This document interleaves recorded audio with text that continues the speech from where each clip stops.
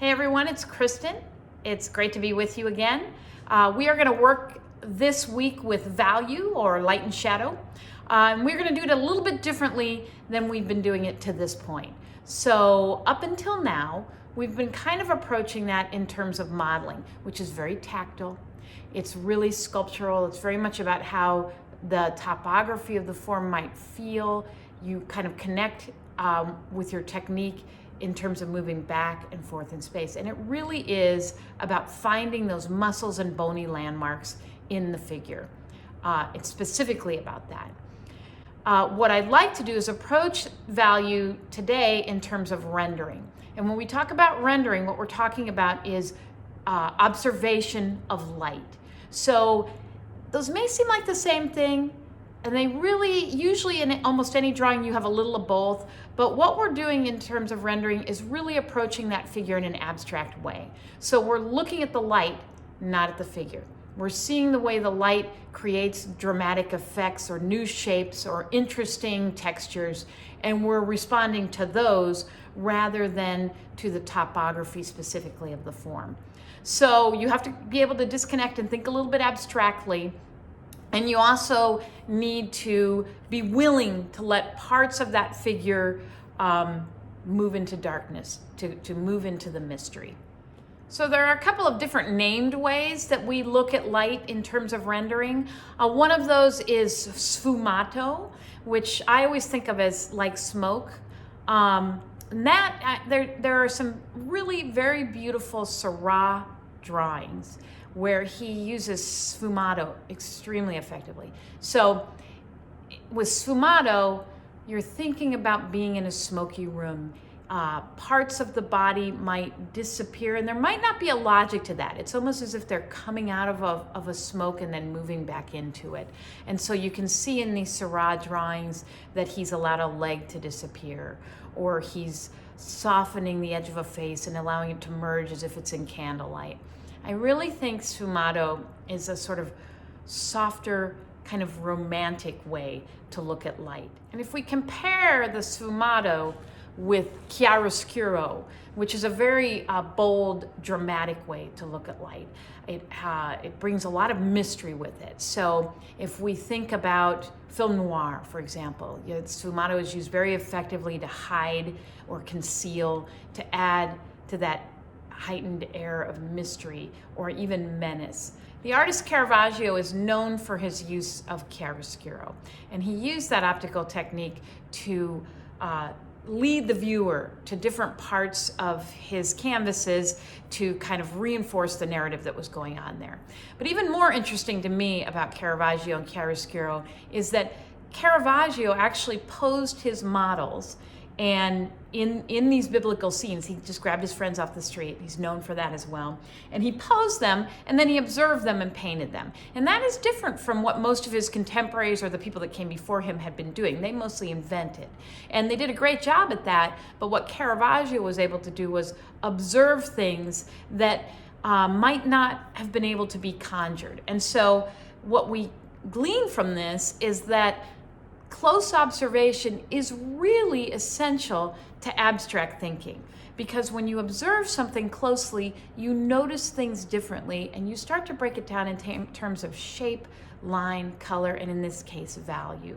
So we consider this close observation to be essential, at least I consider that to be essential to any kind of liberties or abstractions that you might take with your form. So you guys, if you're making characters, this kind of close observation is only going to make those characters stronger when you go to work with them, because you will have observed things that you didn't really know in your mind existed, or that you weren't really aware of.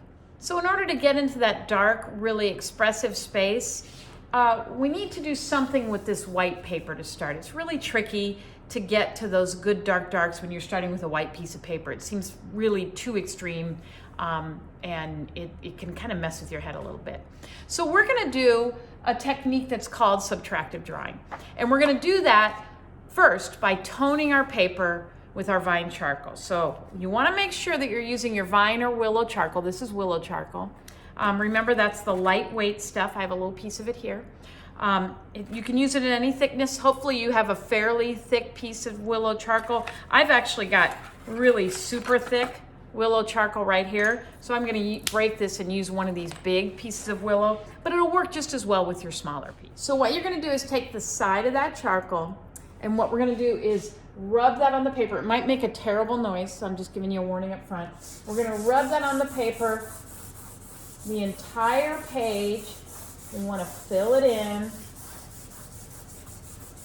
Move your clips if you need to. We don't want to have little clip marks up there. We want to make sure you're going all the way out to the edge of that paper with that charcoal, sorry. You can use a paper towel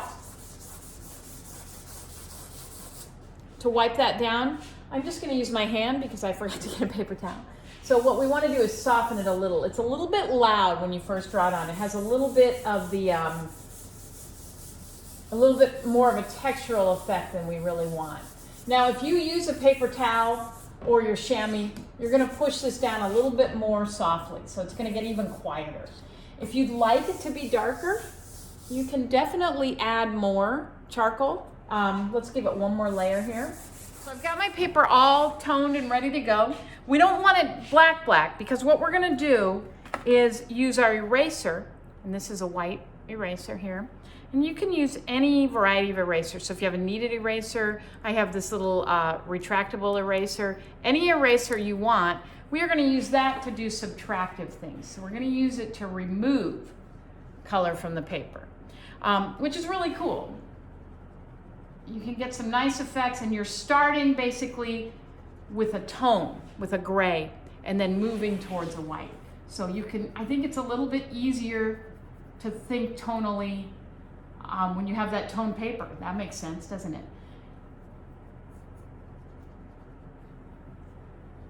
And then we're also going to add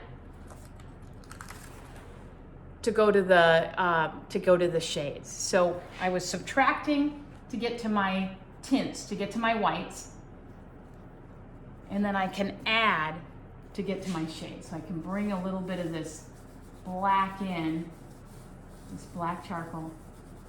And you notice again, I'm using the compressed,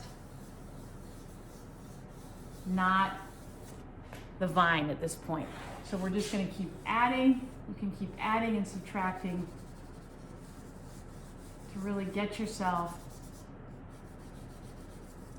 to a place where you feel like you've got something tangible on the page. So it's a very, very fun way. I love it. It's a fun way to kind of a painterly way to work with your form. So you can kind of sculpt from the side too. So as you're adding, you can bring a little more into the background and see how I'm working in terms of value instead of line to sort of make that, my squished ball here, stand out.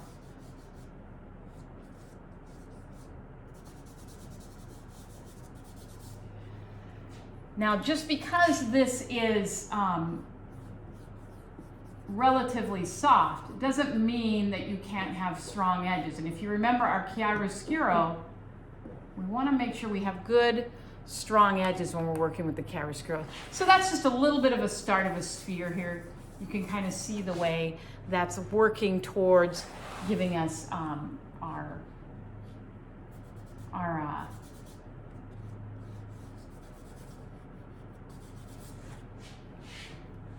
form. All right, so I'm going to wipe this whole thing out. That's the other nice thing about this. It's kind of like an Etch-a-Sketch. I mean, it's not endless. It's not going to work forever. And you see, once I put this darker compressed charcoal, that doesn't wipe off so well.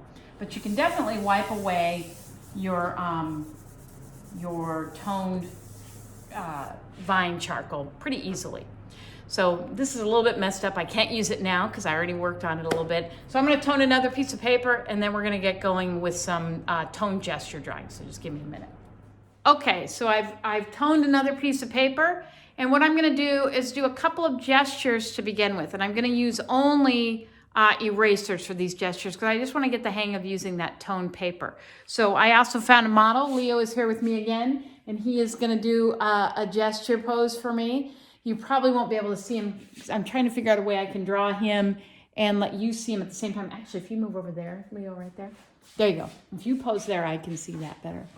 Okay, if you want to go ahead. These are going to be 1-minute gestures, and we're just getting the hang of this toned paper. All right, go ahead, Leo. Remember, you guys, you only have a minute. Gestures are just getting used to using the media. It doesn't have to be anything. You notice that I'm working really big on the page. I'm working vertically, and I'm just going to work with him as large as I can fit him on that paper. And it's probably not going to look like much to you guys, but I can kind of see him in here. Okay, so now my time is up on this one. And what I'm going to do, remember that whole Etch-a-Sketch thing, I'm just going to wipe this out again. If you need to add a little more media, you could do that. And we're just going to use that same piece of paper and work right on top of it. And with this one, I think I'm going to add a little bit of the dark too. So I'm going to use a little bit of my charcoal, and I'm going to use my eraser. So I'm starting with the eraser, and you notice I'm using it, I do a little bit of an outline. But really what you're trying to do is find those different values, those different lights and darks when you're doing this drawing with it's an eraser drawing with the eraser. Now at some point, especially with this pose, because it's a pretty layered pose, I think here, you can bring in your dark and you can start working that as well. So, but we want to be careful that you're not just using it to make outlines. We want to think about it in terms of light and dark, continue to think in terms of light and dark, and respond to those light and dark areas. And again, remember, this isn't going to look like much to you guys, but it's a great way to just get used to using that charcoal. Okay, so the next thing I'm going to do, and the next thing I want you to do, I want you to work with 2 people, 2 models. Hopefully you can find 2 models. If you can't, you can do like you did with your Dancing with Myself projects and draw the model twice. But ideally what you're going to do is have 2 models to pose for you. And we just want to put them in an environment that is pretty straightforward. And then we're going to heighten it by playing with the light and dark a little bit. So we're going to start with toned paper. We're going to pose our models, and then we're going to work from there. So if you guys want to go ahead and tone another piece of paper and find some models, we'll get set up. All right, so I toned my a second piece of paper, and I've got 2 models now. So remember, you're going to work with 2 models, or you're going to have to use the same model twice, just pose that person differently. And what I'm going to do is use my erasers and my compressed charcoal. Remember the compressed charcoal, so the big square sticks of charcoal are what you want to use. And we're going to, and I'm going to draw a portion of this. I want to make sure that I get a little of both models in there. And what we're going to do is work with the light so that we heighten what we see, we're going to exaggerate it a little, make it more interesting. So we're going to go for that chiaroscuro, the sfumato look. I have a lot of light in here. I tried to make a little bit of dramatic lighting, but I couldn't get it too dramatic because it's bright outside and I can't close the windows especially well. So I'm just going to do my best to work to find the shadows and things that are interesting. And I can see some interesting shadows there and then exaggerate them, like I said. And remember, we want to start with our eraser. So we want to start with our eraser, any erasers. And we don't want to necessarily do outlines. We want to try to kind of find that form and allow it to emerge.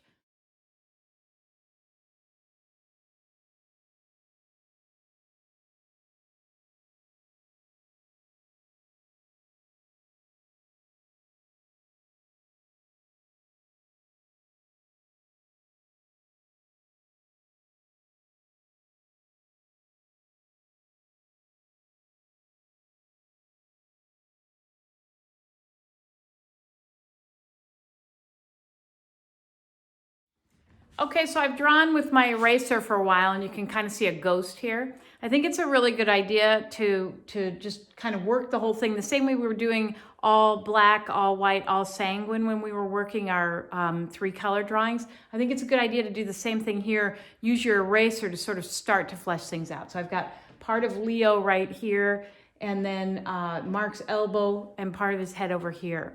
So the next thing I'm going to do is kind of jump in with my compressed charcoal.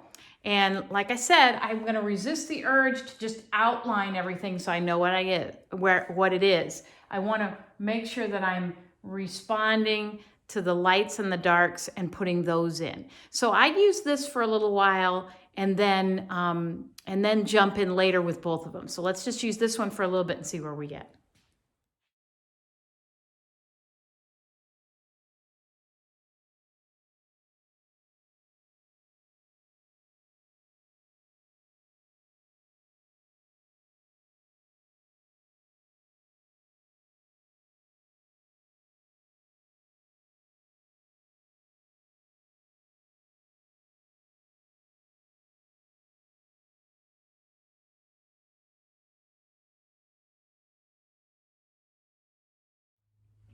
Okay, so I worked just the dark for a while, and so you can see the figures are starting to really get fleshed out. It's a really good way. I've been kind of giving you guys a hard time about building surface and pushing things to make them a little more, a little stronger, a little more fleshed out, a little more there. So this is a good start, doing the about 10 minutes or so with your eraser, and then 10 minutes or so with your compressed charcoal. And then I would just go back in and work this a little bit more over the top, going back and forth. You know, the fine tuning is harder.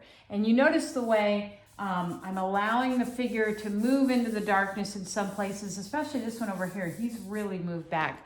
We're trying to heighten the emotional content here by working with the light and dark. All right, you guys, good luck with that.